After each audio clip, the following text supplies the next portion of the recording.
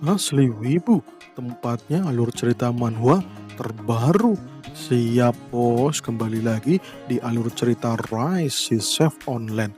Saat ini Rice telah membuat resep di warteg Ibu Rogelan dan sekarang warteg Ibu Rogelan jadi ramai pengunjungnya. Dan itu membuat Rice mendapatkan misi beruntun. Tapi Rice menolak misinya karena ia merasa capek. Dan ya, seperti apa kelanjutan ceritanya? Kita langsung aja lah dicapcus. Saat ini Aram sudah bangun. Ia baru bangun dari memainkan rel online. Ia sampai ketiduran itu ya. Dan sudah pagi. Kemudian Aram sedikit iri dengan Rice. Ia iri dengan karakter yang ia buat. Soalnya Rice bisa merasakan penciuman. Dan ia juga bisa merasakan makanan. Ya, makanan yang enak. Sedangkan dirinya di sini tidak bisa merasakan apapun. Ia merasa semua yang ia rasakan di real online adalah palsu. Yah, gimana ya? Karena semua itu Rice yang menikmati. Ia merasa kalau dirinya sekarang memiliki dua kepribadian yang berbeda. Tapi ya dahlah, karena lapar, Aram mau membuat makanan dulu untuk sarapan. Kemudian Aram membuat kare instan. Ia memasak nasi kare dengan bumbu instan. Ya, saat memasak, ia terus-menerus kepikiran dengan Rice yang ada di dunia real online. Ia begitu menikmati makanan saat di real online, ia juga ingin menikmati makanan seperti halnya di real online. Tapi saat Aram memakan nasi kari yang ia buat, walah sama saja hambar. Ia tidak bisa merasakan apapun. Ia jadi kecewa. Ia juga ingin merasakan rasa yang sama seperti Aram yang ada di dunia real online. Ia sangat ingin merasakan rasa dari masakan. Ya, karena keinginannya tersebut, Aram pun membayangkan rasa yang Res rasakan di dunia real online. Rasa tomat, rasa daging, rasa wortel, rasa daun bawang, rasa bawang bombay, semua rasa yang Res makan di real online.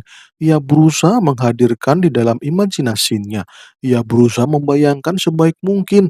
Dan Aram memakan nasi kare sambil tutup mata dan membayangkan apa yang Res rasakan. Dan tidak terasa ya, ternyata sudah habis makanan karinya. Wah, Aram merasa nyaman memakan dengan cara seperti itu sangat membantunya memakan makanan yang hambar rasanya. Dan ya, karena sudah mau jam kerja, Aram pun bersiap untuk berangkat, ya, untuk berangkat kerja gitu ya, di restoran Myungjung. Dan ya, scene pun berpindah di kedai makan Narai. Terlihat itu Pak Bos sekarang menjadi asisten koki dari Yonim. Mereka sedang sibuk sekarang, termasuk si cewek pelayan ya, yang namanya adalah Mirai. Ia merasa kerepotan dah melayani pelanggan yang mau sarapan. Dan para pelanggan tersebut protes, kenapa telurnya nggak matang? Ia mau telurnya matang, ini nggak matang, cuk. Yah, nggak layak dimakan karena bau amis ini telurnya, wadidaw. Mirai jadi bingung, ini gimana sih, yang masak nggak jelas banget. Mirai pun minta maaf kepada pelanggan dan ia akan mengganti telurnya. Yah, cuman karena telur, pelanggannya banyak yang komplain. Berbeda sekali dengan telur yang dibuat sama Aram. Ia bisa membuat telur yang bagus dan membuat pelanggan sangat menikmati makanan telur itu. Tapi sayangnya, ya Aram telah pergi. Kira-kira Aram lagi apa ya? Ucap Mirai dalam hati. Dan ya, Sin pun berpindah di restoran Myungjung. Saat ini Aram sudah berada di restoran Myungjung. Ia sedang menyiapkan bahan-bahan makanan. Ia sedang memotong berbagai bahan. Kemudian Pak Myungjung datang. Ia kaget, kok Aram sudah datang? Restoran Myung kan buka cuman siang. Ini masih pagi, tapi Aram udah ada di sini. Ya, Pak Myung pun merasa senang dengan Aram. Ia rajin juga ya dalam bekerja. Kau memang koki yang hebat, ucap Pak Myung Jung. Ya, Aram pun jadi bersemangat. Walaupun belum ada pelanggan, tapi ia mau terus mengasah skillnya dan memotong bahan-bahan makanan yang ada di situ. Ya, ia sangat teliti sekali dalam memotong. Iya, sampai-sampai mengukur ukurannya itu ya, wadidaw sangat teliti itu orangnya. Dan woke sip, malahan diputar-putar itu pisaunya dan satset satset satset, semua bahan dipotong dengan rapi. Mantap dah, teliti banget si Aram. Kemudian Pak Myung memanggil Aram. Ia mau memperkenalkan Aram kepada seseorang. Itu temannya Pak Myung, namanya Yo Sonjai. Pak Yo Sonjai. Ia pria tua yang menjadi teman seperjuangannya Bos Myung. Pak Myung protes karena restonya belum buka.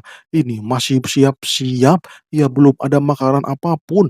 Tapi Pak Yosun ingin memesan sesuatu.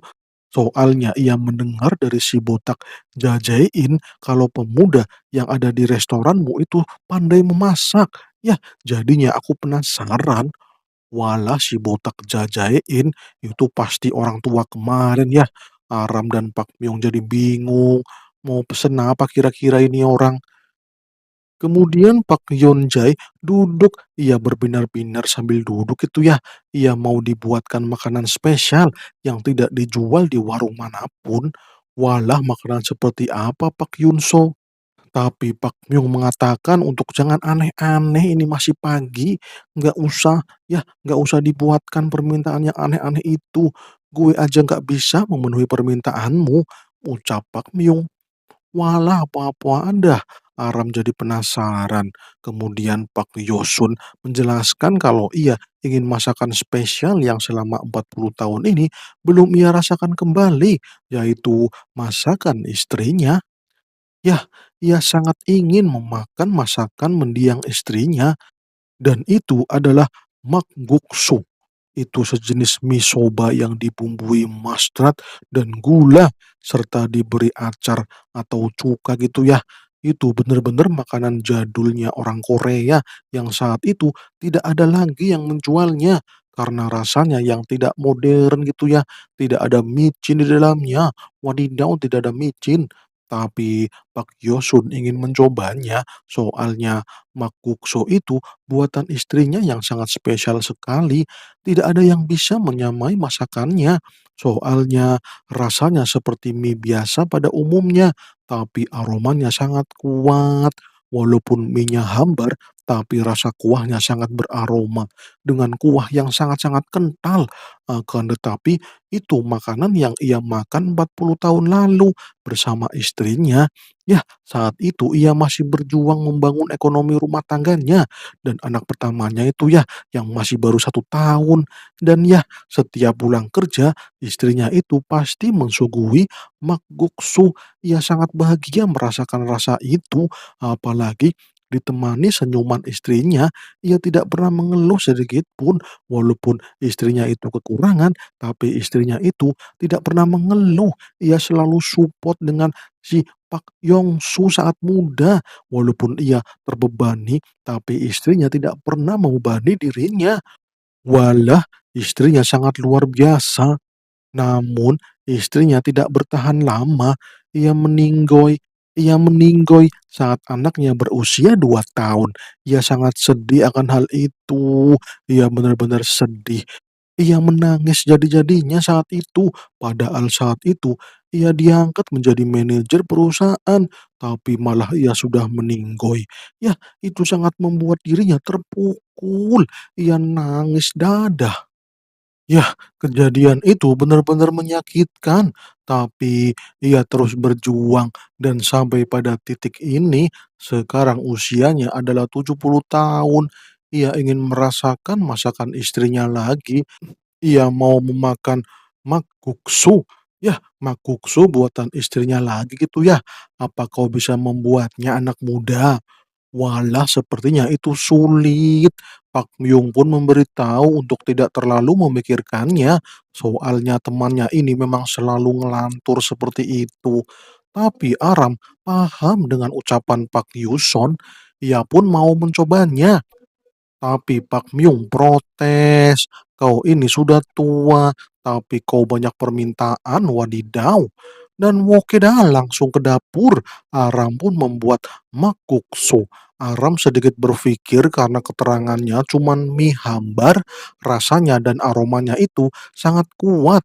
Dan ya, makguksu itu kan cuman mie soba dengan rasa manis dan rasa segar dari acar lobak. Tapi apa yang membuat rasanya dan aromanya itu kuat ya? Aram pun tahu jawabannya. Ia akan mencobanya.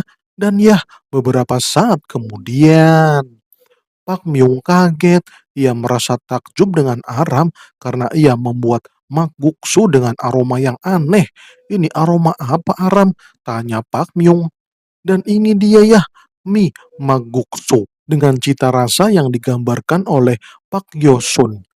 Aram mengatakan kalau ini cuma dikasih minyak pirilia dan juga ada tauco dan juga ada udang fermentasi atau terasi. Jadi aromanya sangat menyengat. Wah, mendengar itu Pak Myung jadi bersemangat. Ternyata Aram punya ide yang cemerlang ya. Dan Woke Pak Yusun jadi penasaran dengan rasanya. Soalnya ini aroma yang mirip dengan masakan istrinya. Dan Woke dimakan dah sama Pak Yoson. Ia mulai memakan makguksu buatan Aram. Setelah memakannya, Pak Myung merasa takjub karena ini rasa baru. Ya, ini rasa baru yang belum pernah ia rasakan. Ini segar dari acar lobak, gurih dari terasi, dan keunikan dari rasa tauco. Ini bersatu dengan nikmat. Pak Myung pun minta pendapat temannya, si Yonso. Tapi Pak Yoson malah merinding. Ia malah mulai menangis. Waduh, kenapa tuh orang malah nangis? Ya, Pak Yoson nangis karena mie ini benar-benar mengingatkannya kepada istrinya. Ini mengingatkan saat dirinya pulang malam-malam dan saat pulang ia disuguhi mie makguksu. Ia makan sambil ngobrol tentang pekerjaannya hari itu. Walaupun awalnya ia merasa mie ini rasanya aneh, tapi rasanya benar-benar membuat ciri khas tersendiri. Rasa terasi dan tauconya ini benar-benar khas. Ia akhirnya sangat suka dengan mie ini dan terlihat Pak Yoson dipegang tangannya oleh istrinya. Ia membayangkan istrinya ada di depannya. Ia mengatakan kalau ia sangat bersyukur memiliki suami Yoson Jai. Ia sangat bahagia memiliki suami yang sangat pekerja keras. Walaupun istrinya tahu kalau suaminya awalnya tidak suka dengan masakannya, tapi suaminya itu tetap mengatakan ini enak, ini sangat enak. Ia berterima kasih dengan suaminya itu. Ia adalah pria terbaik yang ia temui. Walaupun ia sekarang sudah tua, tapi ia terus ingin merasakan masakan dari istrinya itu. Ya, istrinya itu seolah-olah berterima kasih. "Terima kasih suamiku, aku mencintaimu." Walada, Pak Yoson jadi nangis. Saya ikut-ikutan nangis, wadidaw. Ia malah berteriak memanggil nama istrinya yaitu Jaeyong. Ya, Jaeyong, Jaeyong. Ia telah pergi, tapi ia terus memanggilnya si Jaeyong. Pak Myung jadi terdiam melihat sahabatnya nangis terseduh-seduh. Ia benar-benar nangis itu dah. Banjir air mata itu temannya. Aram jadi bingung harus merespon seperti apa dah. Dan ya, beberapa saat kemudian Pak Yoson ada di restoran Myung sampai sore. Hari ini pelanggannya cuma satu. Tetapi karena Pak Yoson nangis sampai sore, jadinya warungnya ditutup. Wadidaw, Pak Yoson pamitan, ia berterima kasih kepada Aram dan Pak Myung sahabatnya karena ya hari ini ia mendapatkan kenangan yang luar biasa indah. Ia berjanji akan sering-sering mampir untuk merasakan kembali masakan dari chef hebat seperti Aram. Ya, Aram jadi nggak enak, ia kan cuman koki yang masih belajar gitu ya. Dan Woke, Pak Yoson pun pulang, ia dikawal banyak pengawal. Waduh, orang ini malah tajir melintir ternyata. Ia dikawal pasukan elit dan itu ya mobilnya itu limosin. Walah, ternyata bener-bener tajir ini orang. Aram baru sadar kalau Yo Sonjae adalah chaebol Korea. Ia pemilik Jai Enterprise, itu perusahaan terbesar di Korea dan itu salah satu chaebol atau orang terkaya di Korea. Waduh, Aram baru inget. Ia jadi kaget banget dah. Dan ya, Pak Yoson pun tersenyum dan ia memberi salam kepada Aram dan Pak Myung. Sampai jumpa lagi ya. Aku menantikan masakanmu lagi Aram. Dan ya, Pak Yoson pun OTW pulang. Dan kemudian bersambung. Wadidaw, malah bersambung setelah membuat orang terkaya di Korea nangis, jadinya bersambung. Oke kawan-kawan semuanya, terima kasih ya sudah mau menonton Asli Wibu, tempatnya alur cerita manhwa terbaru. Siap ya, terima kasih sudah like, komen, dan subscribe. Oke, salam cus.